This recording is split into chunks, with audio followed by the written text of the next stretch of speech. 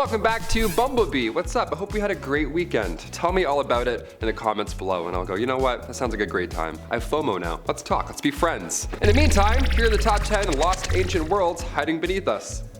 Yeah, sure. Let's dive in, pun intended. Kicking off our list at number 10, Caral. An American history professor named Paul Kozak was absolutely fascinated by ancient settlements, like I'm sure a lot of us are on this channel, but his passion ultimately led him to devoting much of his time studying in Peru, which has such an incredibly rich history already. Peru is very confusing. In 1948, for example, while in Peru, Paul made the discovery that he'd been waiting for when he came across the dry remains of an ancient city. This is perfect. This is like the dream discovery, right? Especially in Peru. How old is this? The remains were carbon dated and placed to be about 5,000 years old, which is pretty good. The city of Caral once was the home to around 3,000 inhabitants pre-Inca, and this was already a thriving location where the pyramids were being built at the time. That's how old this settlement is when he found it, so yeah, it's pretty sweet. It's not bad. It appeared to be quite a peaceful place as there were no obvious signs of battles or weapons, anything like that. But among the remains were homes, plazas, temples, and an amphitheater. Yeah, sounds like a good time, if anything. And it is said that the city was abandoned, and in 2009 AD, it was made a World Heritage Site. Number 9, Lake Vostok. Many of us have heard of Atlantis, right? That's beautiful. I personally am a believer, right? Why not? But have you heard about Lake Vostok? Okay, there's probably no underwater city here, so maybe that was a bit of an exaggeration, weird comparison, but it's still pretty cool. It's close to Atlantis. This lake is located in Antarctica, and it's so large that it's one of the largest lakes in the entire world. Being in Ontario, we live next to one of those Great Lakes. They're not that great at all. This one's pretty great. This is quite great. This lake not only has a large surface area, but it's also quite deep, which only adds to the volume of said lake, hence making it even greater. So here's the one thing about this lake though that I love. It's covered by ice, and it's not just any ice, but it's the East Antarctic ice sheet, which is just the largest ice sheet in the world. So ancient secrets are frozen in there, that's for sure. Captain America, you might be in there. You might be stuck in this rock. This subglacial lake has ice that's so thick, we have no idea what lies beneath it. And the ice has been there for millions of years. There could be literal dinosaurs in there. But when the first samples of the actual lake water were taken, it became apparent that there may be species in the lake that we know absolutely nothing about. In other words,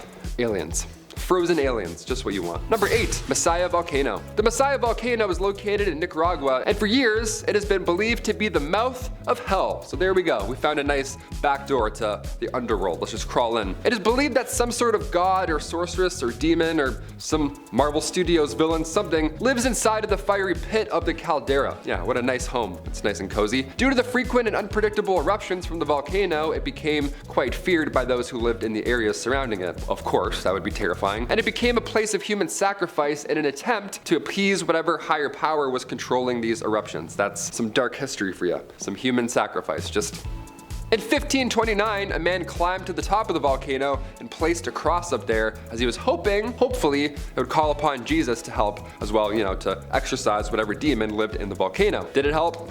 Not really. I don't think it was too helpful there. It was written in 1541 that the continuous volcanic activity must have been due to the supernatural causes, and it was referred to as the place from which the condemned are thrown by the demons. Not a bad description right there. Are we going to Disneyland? No, we're gonna mix it up this year, actually. Number 7, the Devil's Sinkhole. Again, another devil one for you, why not? So dark. This sinkhole is located in Rock Springs, Texas, and it's massive. It is 50 feet wide and 400 feet deep. Just a moon crater that just appeared out of nowhere. It is said that the local residents first discovered said sinkhole in 1876, and ever since then there have been findings of arrowheads, burnt rocks around the sites, just, things that lead towards its dark history. These discoveries led people to believe that it may have once been used as some sort of burial ground or perhaps a place of sacrifice. Again, when in doubt, just sacrifice some people. Women are witches. Let's throw people in volcanoes. Maybe it'll rain. Who knows? To make this area a little spookier, if such a thing exists, part of the reason that it's now become a popular tourist attraction is because of the fact that it has become a habitat for hundreds of bats.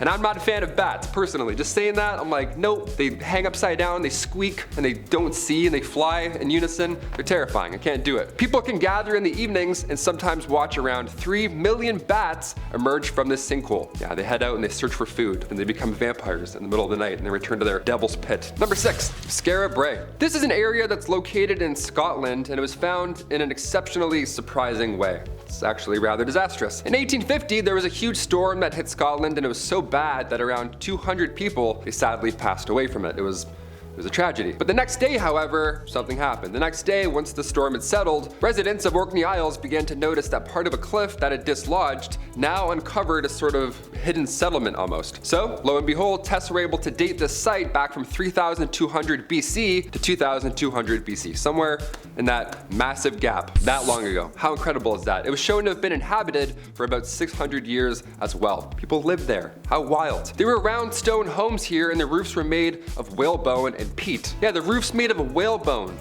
What? The design of this little city suggests that there wasn't hierarchy, but rather a group of people living peacefully as farmers. Imagine that, just farmers, herdsmen, traders, all getting along. What is this, 2000 BC? While the site is small, the houses are in quite great shape for the amount of time that's passed, right? This little settlement in Europe is the most complete Neolithic village, and while it is older than Stonehenge and the Great Pyramids, it's now been called the Scottish Pompeii because of how well preserved it is. It's not bad. Scottish Pompeii sounds terrifying. Number 5, East Scotia Ridge. In the Southern Ocean, about, 2,400 meters down, you'll find this biological community or habitat that was discovered back in 2012. It is very spooky. I don't do oceans, and just this fact alone gives me the creeps. It's dark down there, but it's also hot as it's being warmed by hydrothermal vents. So now it can reach temperatures up to 382 degrees Celsius, which is insane. But because of this dark, hot environment mix-up, now we're gonna find a whole new host of new species that were previously unknown to humans. And yes, they're all terrifying to look at. They don't need light, and they need heat, ergo aliens. Some of these species include a new kind of albino octopus and also an albino hairy lobster that's now referred to as a Yeti lobster. And apparently, we even have a crab that uses its hair to grow bacteria that detoxifies the water. All that happening in this hot little dark pocket down there. The ocean's scarier than space, honestly. Number 4,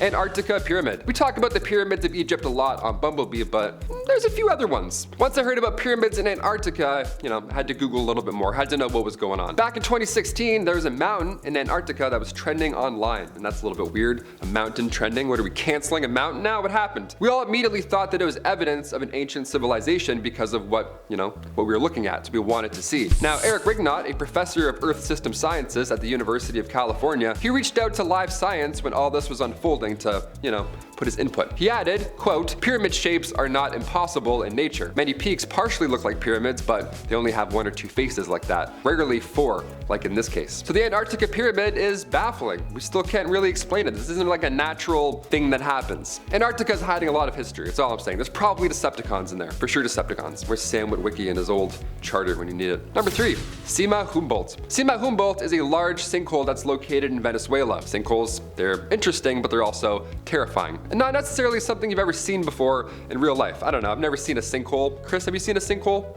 Just like, we have potholes, a lot of them in Toronto, but they're not, so bats in them. So why would we put a sinkhole on this list? Well, firstly, it's very large. Its volume is around 18 million meters cubed. You fit a lot of bats and demons and scary things in there. The second reason it's on this list is because of its location. This sinkhole is located on a tepui, which is like a tabletop mountain, and the sinkhole is now located on the only forested tepui. And finally, because of the size of it, Sima Humboldt featured its own ecosystem located at the bottom where there's like new plants and new animal species being discovered. It's like Pandora. It's like this new crevice in Earth that has new animals. I'm thinking of Jurassic World, but not quite yet. Apparently locals of the area believe that the sinkhole is actually a place of evil. So while it looks cool and there's new animals lurking inside, maybe there's something scarier in there as well. I don't know, like new spiders. Do we want to find a new spider? No, I'm all set. A new crab, a new hairy crab that eats bacteria off its hairy arms. I'm like, no, we're good. We don't need to find out anything more. Number 2, Pompeii. One of the most famous lost cities ever. The Roman city of Pompeii was sadly destroyed in 79 AD when the eruption of Mount Vesuvius, went off, and then volcanic ash, of course,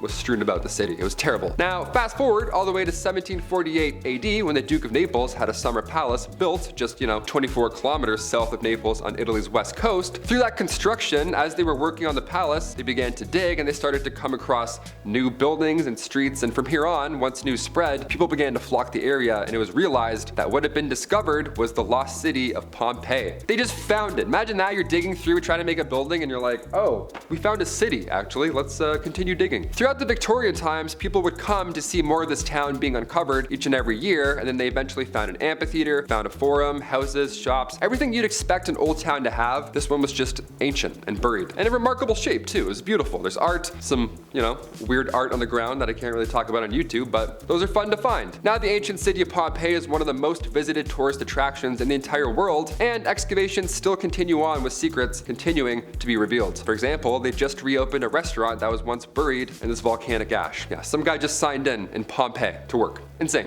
And finally, number 1, Taxila. Also known as Taxila, this location was established in 600 BC and it was abandoned somewhere around 500 AD, and it remained unidentified until 1863 AD. That's when Alexander Cunningham, the founder and the first Director General of the Archaeological Survey of India, that's when he realized the directions to get to Taxila have been misinterpreted this entire time. See, the site was first excavated by John Marshall, who worked there for 20 years, did some good work, but this area has become famous because it holds the remains of several settlements, the earliest of which dates back to around 1000 BC. That's insane to find. We shouldn't be finding this stuff. This location was designated as a World Heritage Site in 1980 for a multitude of reasons, but perhaps the most important is because it holds the ruins of 4 settlements throughout history, and they all reveal the pattern of urban evolution through more than 5 centuries, and the value of that kind of insight, it can't be overstated. It's like literally human evolution right there. It's literally right there. There are even accounts which claim that the University of Ancient Taxila was one of the earliest universities in the world, which is also an unbelievable fact. And yes, they're still paying off student debts from that time. It's a lot of money. Those are the top 10 lost ancient worlds hiding beneath us. Comment down below anything you want to see in the future. Give us some ideas. We'll do anything. I'm Taylor McWaters. We'll see you next time